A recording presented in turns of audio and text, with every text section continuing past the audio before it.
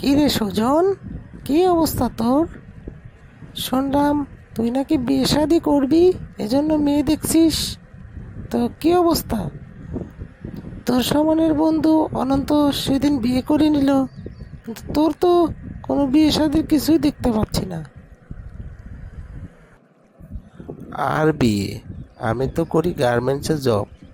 কাজ করতে করতে আমার শরীরের যে হাল হয়েছে, তাতে আমার আর বিয়ে করা কখনোই সম্ভব না। আর আমার শরীরে আমার হ্যান্ডেলের যে হাল হয়েছে, হস্তমৈথুন করতে করতে আমি একেবারে শেষ হয়ে গেছি। আমার কপালে যে মেয়ে আসবে সে হয়তো সুখী হবে না, আমাকে ছেড়ে চলে যাবে। আমি এই জন্য বিয়ে করতে রাজি হচ্ছি না। আরে বোকা, এটা নিয়ে ভয় পাওয়ার কিছুই নেই। ঠিক মতো কিছু চিকিৎসা আর কিছু খাবার ঠিকঠাক মতন খেলে তাইলেই সম্ভব। তো কিছু রুটিনের মধ্যে চলতে হবে, তোকে কয়েকদিন বেঁচে চলতে হবে, তাইলেই তোর সম্ভব।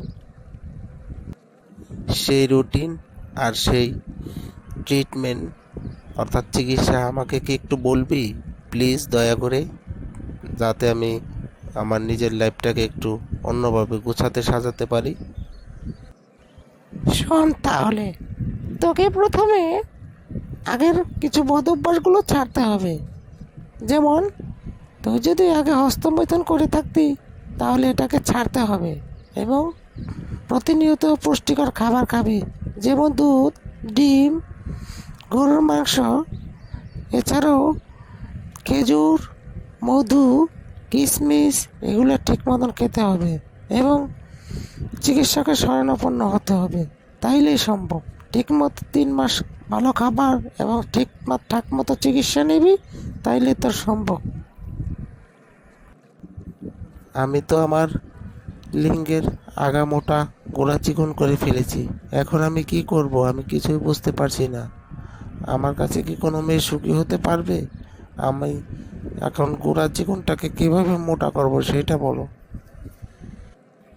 গোড়া চিকন মোটা সোজা করার জন্য বাজারে বিভিন্ন রকমের অয়েল পাওয়া যায়, যেমন জোকের তেল। এছাড়াও বিভিন্ন রকমের মালিশ পাওয়া যায়, যেগুলো ঠিক মতন ব্যবহার করলে এবং মালিশ করলে এই সমস্যার সমাধান থেকে বেরোয়া সম্ভব। ঠিকঠাক মতন মালিশ, আবার দেখিস যে মালিশ করতে করতে যেন হস্তমৈথুনের পর্যায়ে না চলে যায়। ঠিক আছে, সাবধানে থাকিস আর ঠিকঠাক মতন চিকিৎসা নিস, তাহলেই সব কিছু সমস্যার সমাধান করা সম্ভব।